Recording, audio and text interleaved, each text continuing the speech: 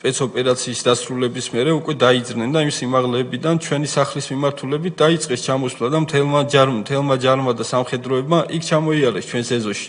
ფაქტიურად სხვა ჩამოსასვლელი არ არის ეზო ჩვენი სახლის წინ, ჩვენი ეზოს წინ გადის გზა რა ცენტრალური. თქვენ ამბობთ რომ სიმაღლეებზეც იყო განთავსებული, შეიარაღებული ხალხი? მთელს პერიმეტრზე, არა მხოლოდ ჩვენი სახლის ირგვლივ, მთელი სოფლის ირგვლივ სიმაღლეებზე ყველგან განთავსებული იყვნენ. ყველგან სპეცრაზმელები იდგნენ. რა ვიცი, 100-ობით კი არა, ალბათ 1000-ზე მეტი ჯარისკაცი იყო რა.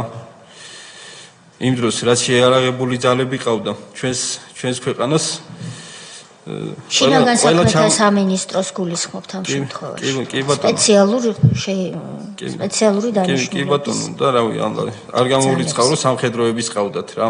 იმიტომ რომ ისეთი იარაღებიდან ისროდნენ მსხვილ კალიბრიანიდან, რავი, სპეცრაზ თუ აქვს ეგეთი იარაღი არ ვიცი რა. რას გულისხმობთ მსხვილ კალიბრში? აი, ყუმბარ მტყორცნებიდან ისროდნენ რა. თქვენ ნახეთ ეს თქვენი თვალით? ეს ყველა ნახა ჭურვების ნამსხვრევები, ყუმბარ მტყორცნების ნამსხვრევები ასე ეყარა ჩვენს ეზოში მაგის შემდგომ და შენახულიც არის ეგ ნამსხვრევები. გასაგებია. არა მარტო ავტომატებიდან ისროდნენ, მსხვილი კალიბრის იარაღიდანაც ისროდნენ. სახლის რავი, ისეთი სილიერის იარაღიდან ისროდნენ, რომ სახლის კედელის კი ერთ ადგილას ჩამოანგრია რა.